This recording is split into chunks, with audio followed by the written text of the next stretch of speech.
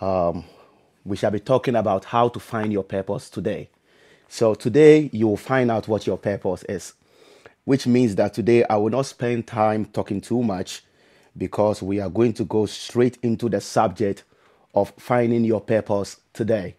So I hope you are excited as I am because yesterday I guaranteed that some of you will find out what your purpose is today. Invite someone, tell someone we have started, tell someone to be part of this right now. Just share this with someone, let someone join us. Let someone join us. This is the hour with Cephas Kafui, and we are talking about life skills mentorship, how to find your purpose, how to find your purpose. And today you will find what your purpose is. Thank you so much for joining me. Thank you so much for joining me. Just share this, share this. Let somebody be part of this. Let someone be part of this right now. Let someone be part of this. Let someone be part. Share it on WhatsApp. Share it on YouTube. Share it wherever you can share it. Call someone. Tell someone to be part of this. Tell someone to join us right now because today I'm going to help you to find your purpose. Today I'm going to help you. By the time we are done today, you would have rediscovered what your purpose is. You will come to a conclusion as to what you were born to do. And I'm so excited for you. I'm so thrilled because some of you will be surprised. Some of you will be shocked. Some of you will be shocked. So get someone to join us. Get someone to join us right now. Get someone to join us right now. Call a friend, call a loved one. We're going to start in the next 5 minutes. In the next 5 minutes, we are going to start. So just share this on your Facebook. Share this on your Facebook. Let's get as many people as we can on board right now before we start. Before we start right now. Let's do this together. Thank you all so much for joining me. I appreciate having you on today. I appreciate having you on today. Thank you. Thank you all so much for joining. Just keep on sharing it. Keep on sharing it. Let somebody be part of this. Let someone join us. Let someone join us right now before we start this very day. Before we start this very day. Purpose is important. Purpose is the reason why you were born. It is what you have come here on earth to do. There is a difference between success and fulfillment. When we talk about success, you can be financially prosperous. You can be someone who has outpaced, outgrown your friends. You have climbed the corporate ladder. You have done more than anyone in your family has done. Success may be to set a goal and to achieve that goal. But purpose is deep. Purpose affects your inner man, your inner being. Purpose goes into the depths of your soul. So purpose brings fulfillment. That is why there are many rich people who are not fulfilled. That is why there are many rich people who are on several drugs before they can sleep. The reason is because they do not have fulfillment. They do not have fulfillment. Only purpose brings fulfillment. So get ready. We are going to talk about this right now. Get somebody to be part of this. Get someone to join us. And we will start very, very soon. We will start very, very soon. Just share it on WhatsApp for me. Somebody just share it on WhatsApp for me. And let people join us. And let's get going. I'll be starting in the next 2 minutes. I appreciate all of you for joining. Emmanuel, Pastor Emmanuel, God bless you for joining us. Minister Erica, God bless you. Tamika, God bless you for joining us. I appreciate all of you for joining us right now. We will start in the next 2 minutes. Just get somebody to be part of this. Get somebody to be part of this. I might not take very long today because as soon as my goal is fulfilled, I'll be done with you today. Yesterday, I gave you some basic principles as to how I discovered my own purpose. I gave you my personal testimony from the age of 7 years, running down to the time that I was in my third year of college. And it was then that I find out what my purpose is. I told you yesterday that purpose is not a discovery. Purpose is not a discovery. Purpose is a rediscovery. Purpose is a rediscovery. The reason why I say this is because from the day you were born, purpose was born with you. From the day you were born, purpose began to walk with you.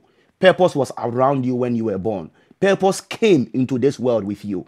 The reason is because purpose was inside of you. Purpose is not something that you have to discover. It's not something that you have to look for. The reason is that it has always been around you. You need to rediscover. You need to rediscover it. The problem is that most at times we have not been paying attention to what is around us because we are looking outside. And so as a result of that, we miss the mark. We miss the mark. There are many people who are not Christians, but they are fulfilling their purpose. They know their purpose. The reason is because they followed their inner drive. The reason is because they understood what they want to do. Madam Teresa made a statement and she said that if you do a job that you love, you will never have to work a day in your life. She is talking about purpose. If you are doing something that you are born to do, you will never have to work a day in your life.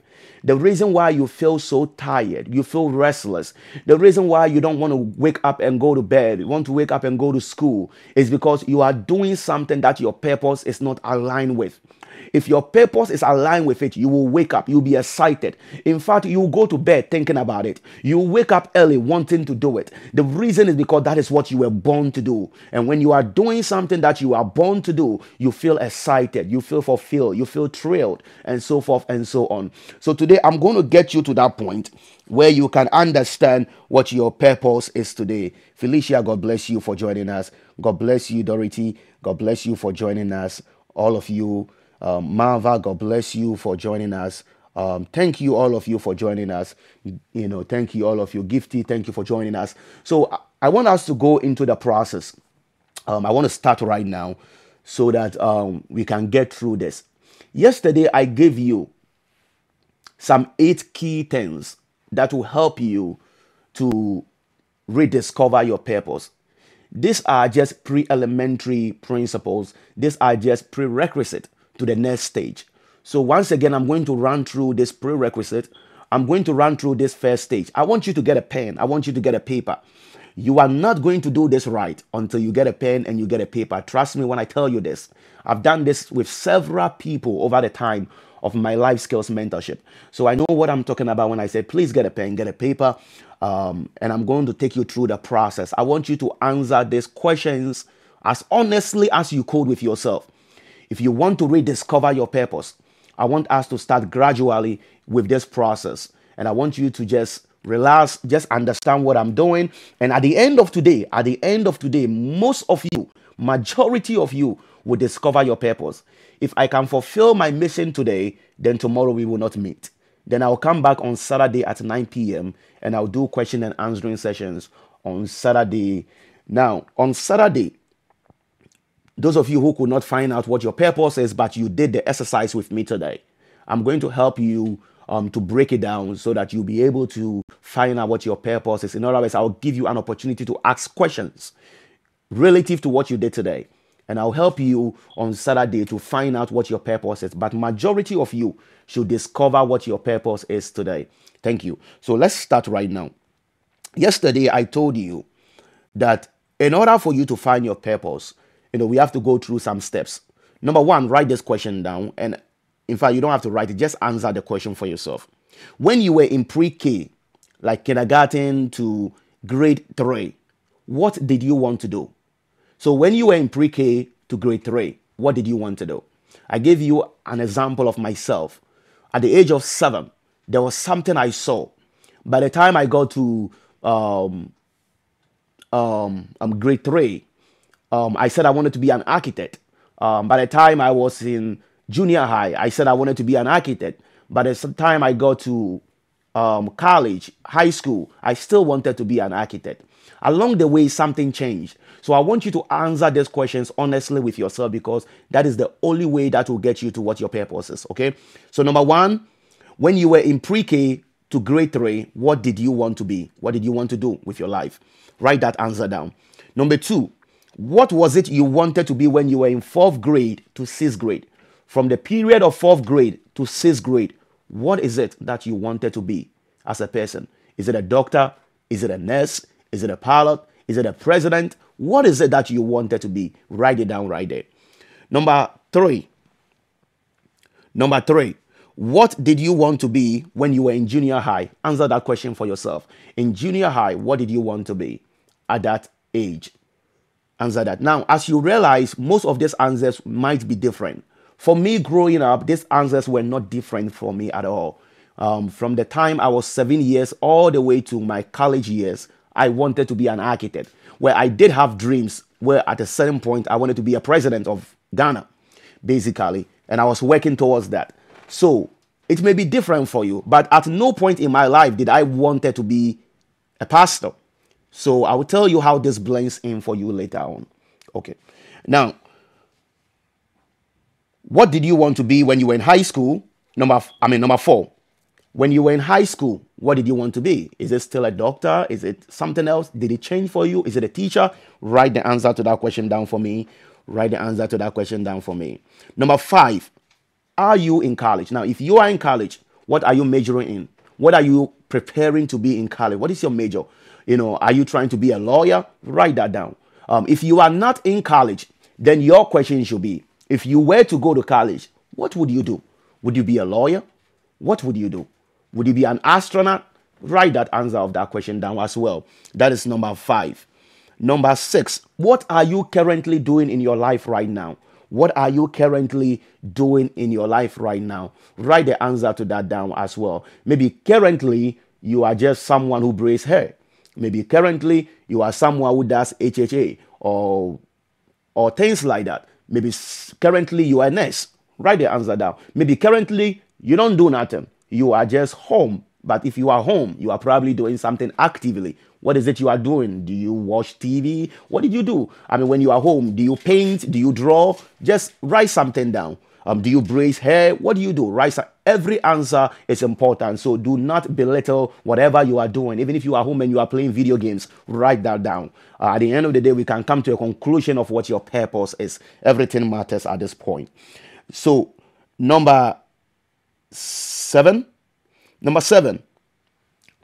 has to deal with your calling. Have you discerned what your calling is? When I talk about calling is like a voice that draws you to something, a voice of passion.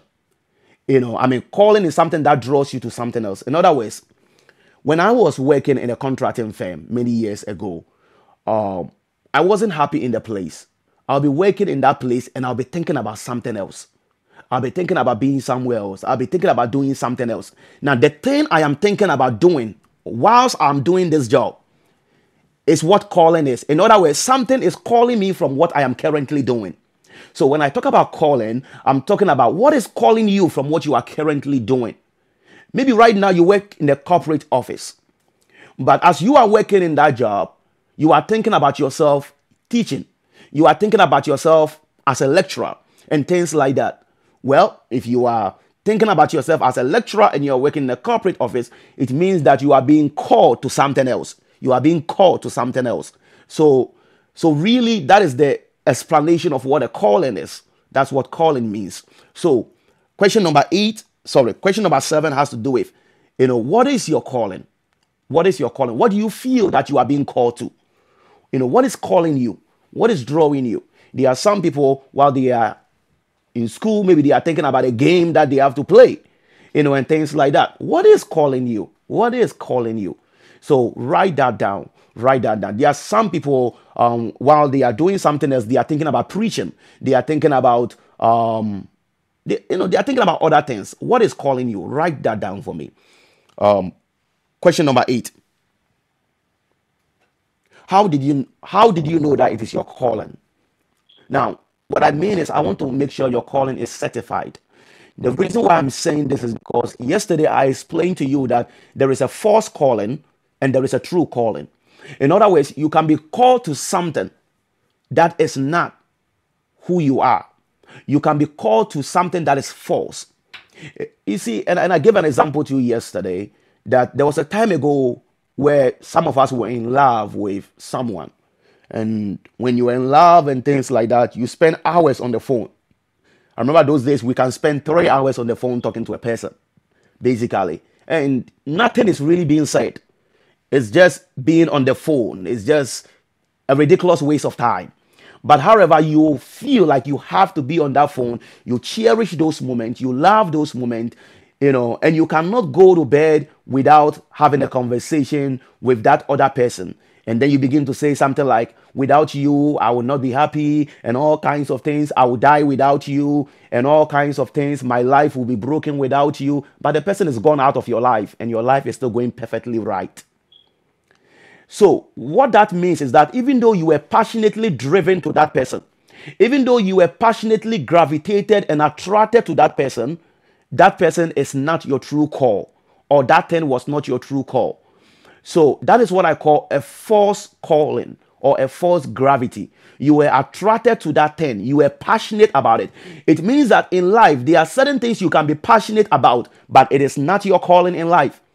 You can love it. When I was a kid, from the time I was growing up, I think from my elementary school years, I loved to draw. In fact, I won an award in drawing, in art, and all kinds of things. And I'm talking about the entire city. So I was really, really passionate about it. I was drawn to it and all kinds of things. Along the way, I realized that it is not for me. So I left it behind. Well, I would pick it up as a hobby, but it is something not for me. That is not what I was born to do. So yes, there will be something that you are passionate about. Maybe you love doing hair and all kinds of things. You are passionate about it. You are driven to it. But the point is that is that your calling? Is that your calling? So these are things that you have to settle for yourself. Now, if you have written the answers to those questions, I want you to find out what your common denominator is. Maybe there was something that came up more than the rest of the answers. Maybe from the time you were in pre-K up until the time that you were in grade 3, you wanted to be a lawyer. And when you go to elementary school, you still wanted to be a lawyer. And when you go to high school, you probably wanted to be a model. You want to be somebody, who wants to model.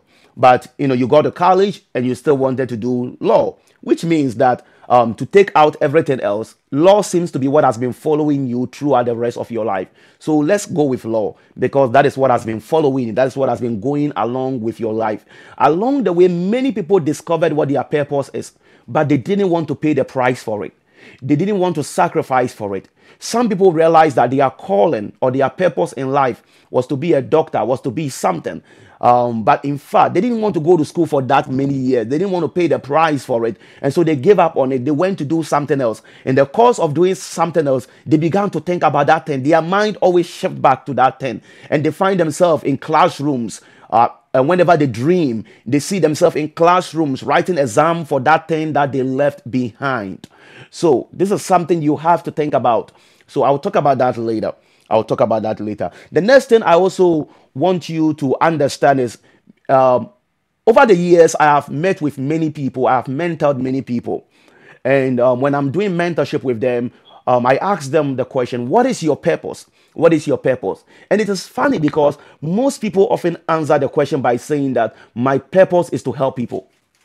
And that often blows my mind, because I think the purpose of every human being is to help people. And I believe that any job that you do helps someone. Even if you clean the streets, it is helping someone. If you clean the bathroom, it is helping someone. So really, that is not your stated purpose. That is what your purpose is meant to fulfill. That is what your purpose is meant to do. But that is not what your purpose really is. So I want us to understand that very, very carefully, because I have met many people along the line who have often said that my purpose is to help people, and that is not what it is. So let's go to the next stage. Let's go to the next stage. Those of you who just joined us, I apologize to you. You can go back and follow us from the beginning when the session is over, so that you can understand what we just did. Now, the next stage is what I want to do with you to finalize what the call is. And I'm breaking it into 4 stages. And I want to finish this with you right now.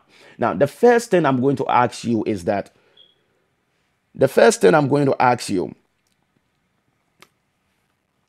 personally yourself, I want you to forget about what everyone thinks about you. I want you to forget about the difficulties, the challenges, the hindrances in your way. And I want you to be honest with yourself. Personally with yourself, what do you feel like you should be doing? Write that down. It's as simple a question as that. Do not complicate it, because if you complicate it, you are just making your life hard. Just be honest to yourself, sincerely to yourself. Forget about the expense. Forget about the challenges. Assuming there are no challenges to getting there. Assuming there are no difficulties in getting there. Be honest with yourself sincerely and write down, what do you feel or what do you sense that you are supposed to do? What are you sensing? What are you feeling that you are supposed to be doing? Write that down for me. Write that down for me. The next thing I want to ask you is this. So, number one, what are you sensing that you are supposed to be doing? What do you feel that you are supposed to be doing with your life? Write that down. Just be extremely honest with yourself. Number two, do this. What are you hearing? Now, at this stage, forget about what you are feeling and what you are sensing. And I want you to answer this question. What are you hearing that you are supposed to be doing? Let me explain that to you what I mean by what are you hearing. In other words, what are other people saying? You know, sometimes you meet people and they tell you, wow, I think you should be a lawyer. The way you talk, the way you articulate yourself, the way you behave, I think you should be a doctor. What are you hearing? When I talk about what are you hearing too, it may be that someone had told you, maybe a prophet, have said that, I think I see that you are supposed to be a doctor. I see that you are dressed like a doctor. Well, if that's where you are coming from, write that down as well. Write that down as well for yourself. So number two, what are you hearing? What are you hearing from other people? And also, you know, there are certain people that come into our parents' houses and they see our parents' children and all kinds of things. And they say, oh, this your child is going to be a great person. This your child could be a president. Maybe you have heard something like that. Write it down. What are you hearing? What are you hearing that you are supposed to be doing? Now, in the state of the hearing, it may be more than 2 or 3 things. Write it down. Whatever you have been hearing, write it down. Some time ago, I had a young person come into my office and she was confused about her destiny. She was confused about her destiny because one time she received a word from a prophet and the prophet told her that she was dressed like a nurse or a doctor and all kinds of things, but she was not going to school to be a nurse or a doctor. She was going to school for business. So because of that, there was a confusion here and there, you know, and things like that. Then another prophet also came and told this same person, I see that you are dressed like a teacher and all kinds of things. So you see the confusion is mounting. What are you hearing? What are you hearing? I want you to write down what you are hearing that you are supposed to be in life. If you want to know your purpose, I told you from the beginning, one of the second initiatives of knowing your purpose is self-knowledge, self-discovery. You must know yourself, and that is what we are doing right now. I'm trying to bring you to a state where you can pay attention to yourself, where you can know yourself, because purpose has been following you. From the day you were born, purpose has been following you. Purpose is not hidden anywhere. Purpose is close to you. It is not hidden anywhere. It is not buried anywhere. It came into this world with you. The day you came, purpose came. The day you were born, your purpose was born with you. Purpose has been following you. Everywhere you go, your purpose goes with you. So I want you to understand that we don't have to go anywhere to find what our purpose is. We just have to look at us. We just have to look around us to discover what purpose is. So number two, what are you hearing? Number three, what are you seeing? Number three, what are you seeing? Number three, what are you seeing? What are you seeing that is your purpose? Now, when I say what are you seeing, it could be a dream. Maybe you had a dream and you saw yourself, you were a doctor. Maybe you had a dream, you saw yourself, you were preaching to a large congregation. Maybe you had a dream and you saw yourself, you were a motivational speaker in front of a huge crowd. Maybe you had a dream and you saw yourself as a TV anchor, or in fact as a TV presenter, or you were on television and all kinds of things. Write that down. Write that down right now. What have you seen? Or maybe a friend of yours had a dream and they told you they saw you and you were in front of a TV, or they saw you, you were president of a country. Write that down. Write that down. What have you been seeing? Now, seeing can also be a deja vu moment for you. In other words, sometimes I can be watching a TV and sometimes I can see someone who is doing something that I feel like I'm supposed to be doing it. And the moment I see it on TV, I get excited. I'm like, man, this is what I'm supposed to be doing. You feel it. You feel the connection. You feel like that is it. You feel like, this is where you belong. Sometimes you see the person on TV doing it and you feel like you are the person in the shoes of that person. You feel yourself in that person. It tells you something about your purpose, that your purpose is networked to that thing. So write that thing down. Whatever it is, write it down. What are you seeing? What are you seeing that you are supposed to be doing? Write that down as well. Write that down as well. What are you seeing? What are you seeing? The last and the final thing is what you are doing or what have you done. Now, what I say about this doing thing is to best explain it to you. Well, let me skip to the end and I'll come back and explain the whole process to you. Then we shall decide on what the purpose is. Now, the last and the final thing is that now I was an intern because growing up, I said I wanted to be an architect. So I was an intern in a contracting firm. I interned for about 7-8 years in that firm, from my high school days to my college days. Now, in the period of those 7-8 years, I discovered that this is not what I'm supposed to do. How did I discover that? I did it. I experienced it. I was in the work field. I touched the calling. So this final stage has to do with touching the calling. Most of you, maybe you have been an intern in something and you have done it and you have realized that it's not for you. There are many people who wanted to be a doctor. And then maybe you went to your, what do you call it? I know for doctors, it is not clinicals. I always forget what it is when I want to talk about it. But if you are a nurse, it is clinicals. And then maybe you went through those clinical stages and you realize that you don't like blood. In those periods when you realize that you did not like blood, you backtried it. And then you realize that, well, I'm not going to do nursing anymore. Or I'm not going to do medicine anymore because you don't like this. You don't like that. How did you know that? Because you did it. You touched it. You experienced it. That is why in any job field, they want you to have an experience because they want to make sure that what you are doing is exactly what you want to do. They don't want you to do something that you don't have a drive for. That is what purpose is about. Purpose is something you have a drive for. So for us to find out what your purpose is, you might have touched it, you might have done it, experienced it. Did you have the drive for it? That is why, before any job will hire you, they want you to have an experience before they hire you because they want you to touch the calling. They want you to have touched something related to the position before they can trust you with the job. So it is essential for internship, for you to do an internship for any job and things like that. So if we are going to talk about purpose, then you have to ask yourself, have you experienced it? Maybe you said, well, I want to be a hairdresser. I want to be a saloonist. I want to own, a hairdressing salon and all kinds of things. When you did hair, how did you feel? Did you feel like this is what you want to do? Well, if you felt like it was not it for you, you didn't like doing it, it makes you sick, then obviously, this is not your calling. This is not your purpose. No matter how passionate you are about it, leave it alone. And let's move on to the next step. Now, let me explain the rest of the things to you. Yes, residency. Thank you, Pastor Anita. Look at Jeffrey through rotation, residency. Yeah, and so, when you are a doctor, you go through residency and rotations and those things. And during that period, most of the students discover that this is not what they want to do in life. That is why, personally, I suggest to every high school student or every college student, become an intern somewhere, do an internship somewhere, volunteer somewhere. It is critical that you do it. A lot of Fortune 500 companies are looking for interns. In fact, they will not even hire you after college unless you have had a position of internship. So the reason is because everyone wants to make sure that you are doing what your calling is. Right now, when you go to the corporate jobs or the Fortune 500 companies, they are talking about calling.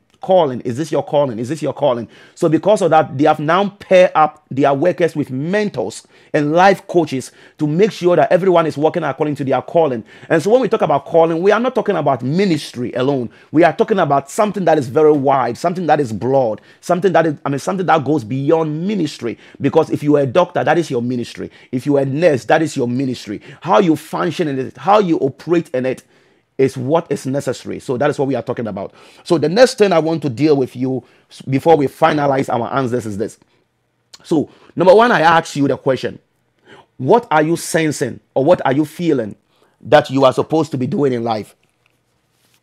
What are you sensing? Or what are you feeling that you are supposed to be doing in life? The reason why this question is essential, the sensing stage, the hearing stage, the seeing stage, and the experiencing or the handling stage. The reason why this is important is because if I sense something, whatever I sense may not be. If you sense something, it doesn't mean that what you sense is real. Sometimes we sense things that pass. So that is why the next stage, which is the hearing stage. So the next thing that confirms the sensing stage is the hearing stage. Let me give you an example so that you understand this. Now, I'm a pastor. I believe in miracles. I believe in prophecies. I believe in healings. I believe in those things. I believe that somebody can be healed who had never walked before. They are crippled. I believe that they can walk if they are prayed for or if God wants it. You understand those things. But however, now that is my belief. In other words, that's what I sense. That is what I feel inside of me. But if someone comes to me and say to me, I went to a crusade, and the crusade that I was, a Benny Hinn crusade, and someone who was brought in crippled got out of the wheelchair and began to walk. Now, I am a pastor, honestly, with you, but I would doubt it. My first instinct is two things. Either they plan it, or the guy probably is going to go back crippled again because he was just excited. He was mesmerized by the atmosphere. So now what you hear, you can easily doubt. What you hear, you can easily doubt. So I ask you, write down what you sense, write down what you have heard. The reason is because of the fact that what you are sensing needs a confirmation to be true. What you are hearing needs a confirmation to be true.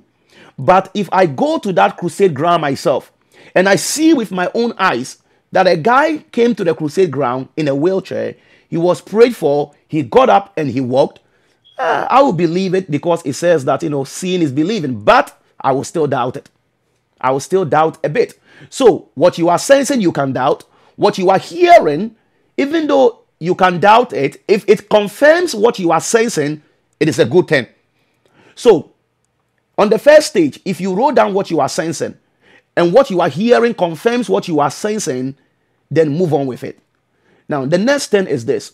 Now, if I go and I see it and the guy truly did walk, or in fact, another guy came in a wheelchair and they did walk, I will believe it and I may also doubt it because I may think that they still planned it outside and they brought it inside. So that is why the final stage is important, which is the handling stage or the experience stage. That stage is when I am the one who prayed for the person who was crippled and the person got up and walked.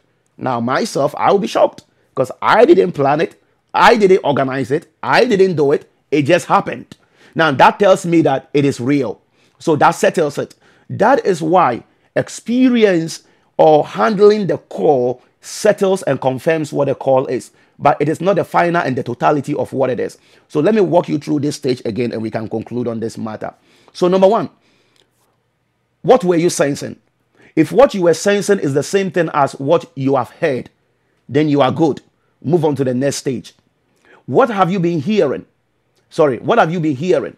If what you have been hearing is the same as what you are sensing, you are good. Move on to the next stage. Number three is what you are seeing. If what you are seeing is the same as what you heard and is the same as what you have sensed, then it's good. Move on to the same stage. I told you before that sometimes you will hear about 3 or 4 things about what you are supposed to do in life. But one of it is what you feel. So pick the one that corresponds with what you feel and what you see and move on to the third stage. I hope you understand this. The next thing is 4. If you have experienced it, if you have done it before, how did you feel? Did you feel that this is what you are supposed to be doing? If you felt that this is what you are supposed to be doing, then that is a confirmation that this is what your purpose is. This is what your calling is. Move back to where we started from the prerequisite. I gave you the 8 points. The 8 points that you picked, did any one of those things align with your final conclusion? If it did align with it, then you should go with it. Now let's move on to this, to the next conclusion of this matter, because I hope that you are understanding this. If you are not understanding it, I'll give you an opportunity to ask questions on Saturday, because I will not come on tomorrow. I will not come on tomorrow, but you can join me on Saturday, and then we can conclude on this on Saturday. The last thing I want you to have to finalize what your calling is that you must have a destiny consultant. I call it a destiny consultant. You must have a destiny consultant. You must have a destiny consultant. There was a boy called Samuel. He had a dream. And in a dream, a voice called him. Remember, we are talking about calling and purpose. In the dream, a voice called him. He did not discern whose voice it was. He went to an old man by the name of Eli, and he said unto Eli, "Did you call me?" Eli said, "I have not called you, my son. Go back to bed." Samuel went to bed. He heard the voice again, and then he came back to Eli, and he said, "Eli, did you call me?" Eli said, "My son, I did not call you." While the boy was going, Eli thought within himself that the boy Samuel was hearing the voice of God, that God was that the voice he was hearing was the voice of his calling, was the voice of his purpose. On the third time, the boy returned again, and the old priest looked at the boy and said unto the boy, "When you hear that voice again, say to that voice, respond to that voice, 'Here I am, Lord. Speak to me.'" So, what helped Samuel? Samuel could have missed his calling. He could have missed the voice of purpose. He could have missed the voice of direction. But what helped him was that he had a destiny consultant. He had a destiny consultant. He had an Eli in his life. You need an Eli in your life. You need someone that you can consult with. All the stages I've taken you through, when you pick up what your result is, when you pick up what your conclusion is, find an Eli, find a consultant, and speak to that person, consult with that person about what you are hearing, what you are seeing, what you are sensing, and let that person help you to confirm that what you are hearing is the calling and the purpose for your life. So find a destiny consultant. Now, concerning destiny consultation, before I leave you, I want you to understand this. Your destiny consultant does not have to be a successful person. Number one, remember that. Eli was not a successful priest. Eli was a backslidden priest. At the end of the day, he was blind. He himself, he cannot hear the voice of God.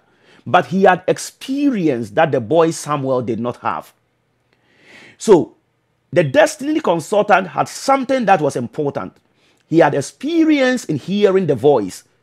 He had experience in hearing the voice of the call. He had experience in discerning purpose. As a result of that, he can tell the boy, even though he did not hear the voice that the boy heard, he can tell the boy by experience that the voice you have heard is the voice of God. So, your destiny consultant is not someone that you picked because they are successfully or they are rich or they are doing something so great in life. And so because of that, you want them to know. That is not what it is. That is not what it is. So Eli was not that thing to Samuel, but yet still he understood the things of life, the things of purpose. So get a destiny consultant to help you with that. I hope I have been able to help you today. If I have not been able to help you, I know I should be able to help you today. At the end of the day, some of you should be able to come out with what your purpose is. If you have been able to do this exercise with me from the beginning, those of you who came later on, go back, listen to it, write down those things, go through a process of elimination, eliminate certain things out. As I said before to you, your purpose is not something sophisticated. It is not something complex. Stop looking for something complex. It is something simple. You just have to agree with it. I struggled with my purpose. I struggled with what I was born to do. I didn't want to agree with it. There was a time in my life where I said to God, God, listen, allow me to be what I want to be. Allow me to get a job that I want to get. Allow me to move on with my life. And in fact, when I come to the point of that stage in my life, just tell me what you want. I will build any church for any pastor who wants a church. but I don't want to be a pastor. I don't want to do these things and all kinds of things. So for me personally, this whole thing was something that I ran away from, that I did not want to do, and things like that. Yes, I got it. Yes. And so this whole thing is not something that I wanted to do. It was not part of my plan and things like that. Somebody told me that all their life they have had to fight for things. All their life they see that everything they do, they are fighting for everything. And from the way that they described what they are saying, it shows what they are calling in life with. Sometimes when you look at the trend in your life, you look at the process in your life and all kinds of things. Personally, with my life, I've led a life that, unbeknown to me, God was pushing me to ministry without even knowing it. So, the other person who spoke to me about their life, that all their life they have had to fight for things and all kinds of things, it shows a drive towards something in their purpose. It shows that that quality was part of their purpose. And in fact, where you find that thing, that the same way that they are fighting for their life, their purpose will require them to fight for other people, which is an indication that. And then in the course of speaking to that person, you also realize that that person is also going to school for pre-law, which is also an indication that, that person is really walking in line with their purpose, that in all their life, they have had to fight for things. They keep on fighting for everything that they have to. So really, they are really on the path to fight for others. But then in order for them to fight for others, they have to be trained to fight for themselves. They have to be trained to defend themselves. They have to be trained to argue for themselves. So yes, they are on the path to purpose and all kinds of things. But as far as what they are to do in law, that is a whole different subject, a whole different issue when we come to purpose. Because I believe that for every purpose, there is a specific assignment for every purpose. But we will get there one stage at a time. I just want to get you to that point in your life where you are doing something and you know that it is getting you to where you need to get to. So I hope that by now you have come to a point where you have understood these things. I will pause here. I will stop here. I will not be online tomorrow because I've come to a conclusion of this subject. But on Saturday at 9 o'clock, I'll come back online, and that will be a question and answering session. I will answer any questions on purpose. If you need a consultant, if you need someone to consult with, Saturday at 9 p.m. join me. If you are confused, maybe you have went through the process with me today and yesterday, and you are gearing towards what your purpose is, and you want to confirm it, see me on Saturday. Ask me a question. I'll be able to help you to confirm what your purpose is and things like that. The last and the final thing that I want you to understand is that when it comes to these things, you must make a decision. This is not something that you look at in the abstract. You should not be afraid of what is ahead of you. Once you find out that this is what your purpose is, even if you are not doing it, you should not be afraid. So I want you to know that, because some of you might discover something that you are currently not doing, and it might scare you that you are not in line with your purpose. You have become a Jonah. You are going somewhere else in life where God did not send you, and so forth and so on. So I don't want you to be afraid. On Saturday, if you have a situation like that, ask me a question. I'll respond to your question. I'll tell you how to handle things like that. God bless you. This is Cephas Kafui. I thank you for joining me. 1 second. Yes, thank you, Stacy. So for those of you who are interested, you can go back, watch from the first session that I began with on purpose. Watch the previous 3 sessions, so that on Saturday when you come, you can be able to ask the questions that are necessary. And I promise you that if you have not yet find out what your purpose is today, if you ask me a question on Saturday, you will leave with a confirmation. I will make sure that you leave with a confirmation of what your purpose is. So thank you for joining me. Please share this on your Facebook, your social media. Share it on YouTube. Share it whatever on WhatsApp. And God bless you. And I hope that it has been a blessing to you. Thank you.